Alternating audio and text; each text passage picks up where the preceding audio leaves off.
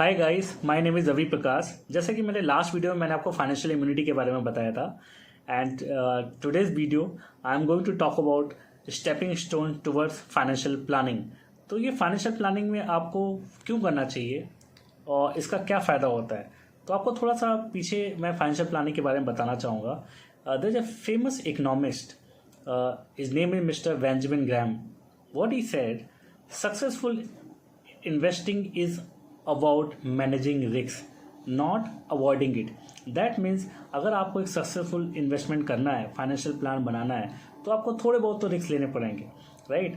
और so that आपका वो रिस्क मैनेज हो और उससे आप उसको अवॉइड करेंगे तो आपका फाइनेंशियल प्लान नहीं होता है। तो फाइनेंशियल प्लानिंग में ये सब चीज़ें आती हैं जो आपको देना। फाइनेंशियल प्लानिंग से आपका होगा क्या, आपको क्या फ़ायदा होगा, आपके जो ड्रीम्स है लाइफ के वो आप अचीव कर पाएंगे। कुछ लोगों के ड्रीम्स रहते हैं, दे वांट टू गो, जैसे आप प्राइवेट सेक्टर में तो आपको ऑब्वियसली रिटायरमेंट का प्लानिंग करना चाहिए और क्योंकि हमें कोई पेंशन तो मिलने वाला नहीं। इवन गवर्नमेंट जॉब में now days pension is not there, they should plan for retirement. आपको अपने बच्चों का एजुकेशन का प्लानिंग करना चाहिए and you should also look for some uncertainty. कुछ प्रॉब्लम अगर फ्यूचर में कुछ अनसर्टेन हो जाता है तो जो रिस्क है उस लाइफ का, that planning you should do. तो यहाँ वहाँ पे आपका financial planning comes into the picture. तो financial planning is the most important thing for everybody's life. हर किसी की ज़िंदगी में बहुत इंपॉर्टेंट चीज़ है। तो फाइनेंशियल प्लानिंग 5 फैक्टर होते हैं जो आपको बहुत ध्यान से समझने चाहिए और 5 चीज़ों पे अच्छे से उसका प्लानिंग करना चाहिए। पहला है वो आपका इमरजेंसी फंड। जैसे कि कोविड टाइम्स में लोगों की जॉब की, तो यू शुड हैव 6 मंथ्स का आपका फंड्स होना है। जो भी आपका मंथली इनकम उसका 6 मंथ्स का फंड्स होना चाहिए। दूसरा पार्ट होता है लोन प्लानिंग। लोन प्लानिंग में आपका बैड डेट्स भी आते हैं, यानी बैड लोन भी आते हैं और गुड लोन भी आते हैं। तो अगर पर्सनल लोन है और आपका आपने कोई पर्सनल होम लोन लिया है और कार लोन लिया है, तो आपको ये देखना है कि कौन सा मेरा लोन है जो मुझे आपको जल्दी से जल्दी उसको ख़त्म करना चाहिए, उसको पेड ऑफ करना चाहिए। एंड कुछ ऐसे लोन होते हैं, जैसे आजकल लोग क्रेडिट कार्ड भी, credit card kind of loan only, but इससे स्मार्ट लोन अगर आप उसको अच्छे से यूज करना जानते हैं कि अगर आपका ठीक है, तो credit card can be a good loan जिसको अच्छे से यूज करिए। 50 डेज के अंदर पैसा पे करेंगे, नो इंटरेस्ट अगर आपके पास, लेकिन ज़्यादा मत यूज करिए आपकी इनकम से ज़्यादा। Then the third part if I talk about, that is called insurance planning. Insurance planning is all about risk management, all about your future goals. आज जैसे आप जो भी आपके लाइफ के गोल्स हैं और उसमें कल कुछ प्रॉब्लम ना हो, तो वो इंश्योरेंस प्लेज ए की role in your financial planning. And the fourth part is called tax planning. Tax planning is very very important because अगर आप ज़्यादा टैक्स ब्रैकेट में आते हैं या फिर कोई भी ब्रैकेट पे आते हैं, अगर आप अपना टैक्स इफिशिएंटली बचाते हैं तो obviously you are increasing your wealth और समवेयर आपका इन्वेस्टमेंट हो रहा है, कुछ इंटरेस्ट आ रहा है, प्लस आप टैक्स ही बचा रहे हैं। तो you have to look at the tax planning part. And the last and the most important, that is called investment planning. Investment आपको कहाँ पे करना चाहिए, कैसे करना चाहिए, क्या क्या फैक्टर्स देखने चाहिए, ये फाइनेंशियल प्लानिंग की ये 5 चीज़ें हैं जो आपको पता होनी चाहिए और अच्छे से पता होना चाहिए। अगर आपको नहीं आता, अपने फाइनेंशियल एडवाइजर से बात करके उसके बारे में जानना चाहिए। और ये सब चीज़ों के लिए आपको एक नोटबुक, एक एक्सेल मेंटेन करना होगा, आपको सारे एक्सपेंसेस देखने होंगे, आपके लाइफ के गोल्स लिखने होंगे, जो भी आपके एस्पिरेशन, आप क्या क्या करना चाहते हैं। Then you have to make a business plan और फाइनेंशियल प्लान, ठीक है, with your advisor, and that's how you should plan it. तो let's look at what are the rules and available doing financial planning. Stepping stone toward financial planning part 1। तो आप अगर traditional way of financial planning देखेंगे तो लोगों का जो normal income होता है उनके उसमें एक्सपेंडिचर होते हैं, एक्सपेंसेस होते हैं और वो फिर आपका सेविंग में का वो प्लान करते हैं। एंड आप popular way of financial planning देखेंगे तो देयर रूल ऑफ 50-30-20। तो ये क्या है, let's look eight one by one. तो अगर जैसा कि पहला मैंने आपको रूल बताया, ट्रेडिशनल का बेसिक जो रूल रहता है stepping stone of financial planning, कि आपकी जो भी इनकम है उसमें से आप पहले क्या करते हैं, आपकी जो इनकम होती है उसमें आप अपने एक्सपेंसेस यानी एक्सपेंडिचर को निकालते हैं, यानी खर्चे करते हैं। जो भी आपका ग्रोसरी का खर्चा है, टेलीफोन का खर्चा है, इलेक्ट्रिसिटी बिल है, वॉट एवर जो मैंडेटरी खर्चे वो आप सब निकाल के करने के बाद जो पैसा बचता है, फिर आप उसको देखते हैं कि उसको मुझे क्या करना है, सेव करना है, इन्वेस्ट करना है। This is what people do. तो आप क्या करेंगे, सेविंग में भी आपके सेविंग अकाउंट में आप एफडी कर देंगे, या पैसा ऐसी आइडल पड़ा रहेगा, या अपने घर पे पैसा रखेंगे, या फिर आप उसको किसी को दे देंगे, तो this is the way people are doing. Maybe आप ज्वेलरी खरीद लेंगे और आपको कोई अच्छा अपॉर्चुनिटी मिलता है, आप वहाँ पे इन्वेस्ट करके उसको चेंज करें। लेकिन आज का जो मिलेनियर, आज का यंग जनरेशन, उनका अलग थिंकिंग है। तो look at what they are thinking.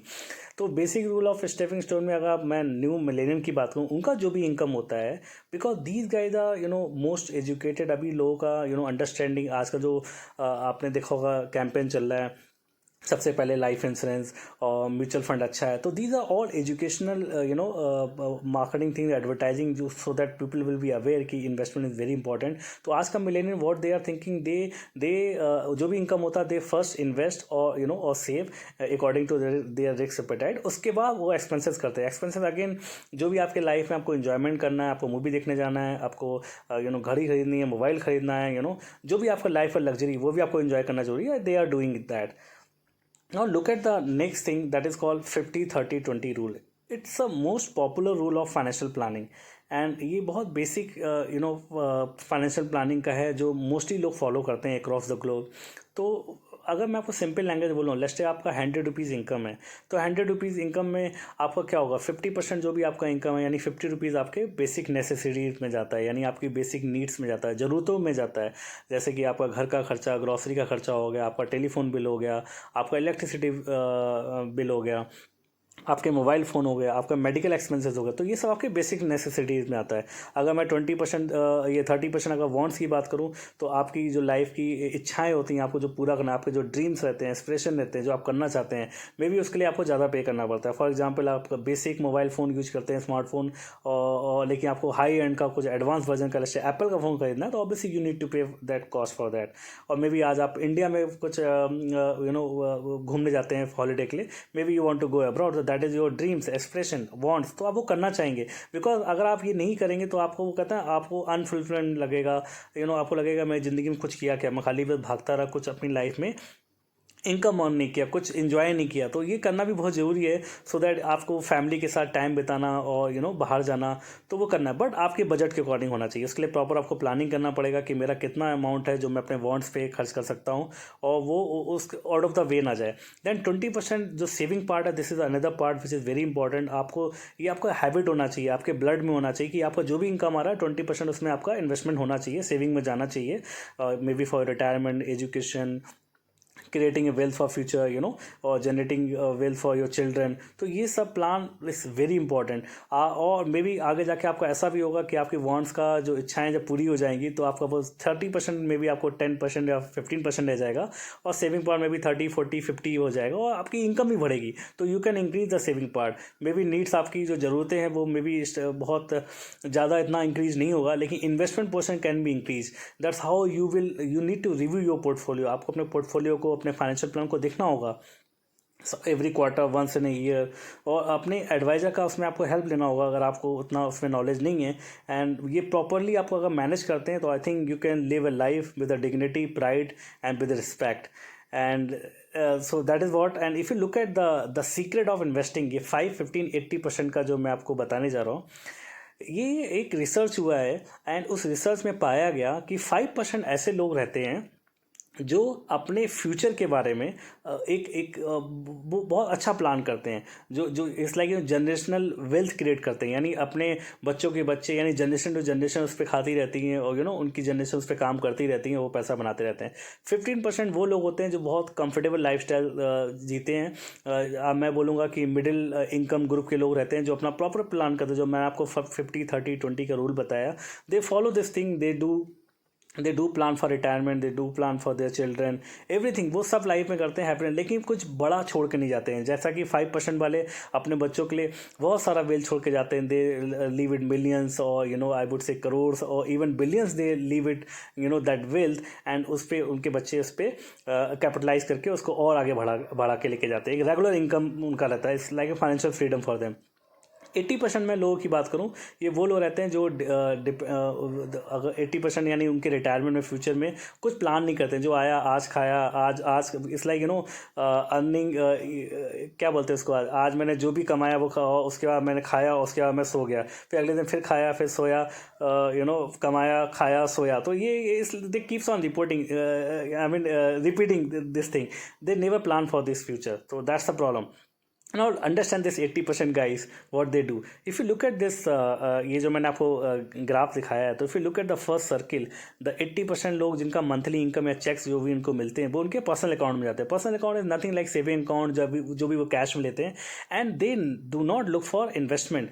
Look at all this thing, right, left and down, they are just doing expenses, कि आज जो भी कमाया, फिर खाया, और फिर सो गए, जो कमाया खाया फिर सो गए। तो that is the phenomena, they never think about saving investment, और वो उसी कैटेगरी में रहते हैं और उनकी लाइफ ऐसी ही चलती रहती है। और कल अगर कोविड जैसा सिचुएशन आता है तो बहुत प्रॉब्लम्स उनको होता है, and they have to depend on government, they have to depend on their family in case they lost the job. So there's a big problem for these guys, and they need to think about their future saving.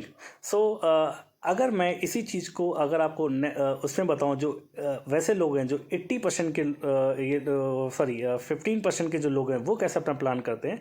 15% वाले मैंने बोला middle income age group के लोग रहते हैं, और उनका जो मिडिल इनकम, जो भी उनका मंथली इनकम या बिजनेस इनकम आता है, जो बिजनेस में है, उनके जो चेक्स आते हैं। नाउ लुक एट, मैंने वहाँ पे आपको पर्सनल अकाउंट बोला था। नाउ यहाँ पे जो उनके मंथली इनकम या चेक्स आ रहे हैं वो उनके बिजनेस अकाउंट में जाते हैं। Business account is nothing like, उसमें बिजनेस अकाउंट यानी उनका सेविंग अकाउंट ही है, और उसमें पैसा उनको सैलरी आता है, क्रेडिट होता है या बिजनेस इनकम आता है। And first part they have to give taxes, that is on right side, the tax account उनका रहता है। And if you look at the bottom, it is talking about business expenses. तो आज कोई businessman है, उनके बिजनेस एक्सपेंसेस तो रहेंगे to run the show. Without fuel, without money they cannot run the show. So they need to have proper business expenses that should be managed by them, maybe 5% 10% of that business account income after paying taxes. And यानी जो taxes निकलने के बाद जो भी income है तो मैं अपने बिजनेस अकाउंट में लगता हूँ। उसके बाद जो मेरा बिजनेस एक्सपेंस भी निकल जाता है, टैक्स का, फिर वो पैसा मेरे होम अकाउंट में जाता है, होम यानी पर्सनल अकाउंट में जाता है। उस पैसे को, जैसा कि मैंने आपको पहले बताया, rule 50-30-20 rule, these guys knows very well, they plan for their future, for बच्चों का एजुकेशन, फॉर देयर रिटायरमेंट, और the lot of things, whatever they have dreams and aspiration, वो सब यहीं से मैनेज होता है, and they do very well. But एक ही बस उन लोगों से क्या गलती होती है, जो इस क्लास के 15% कैटेगरी में जो लोग आते हैं, दे never plan for the next generation. वो इतना कुछ छोड़ के नहीं जा पाते अपने बच्चों के लिए।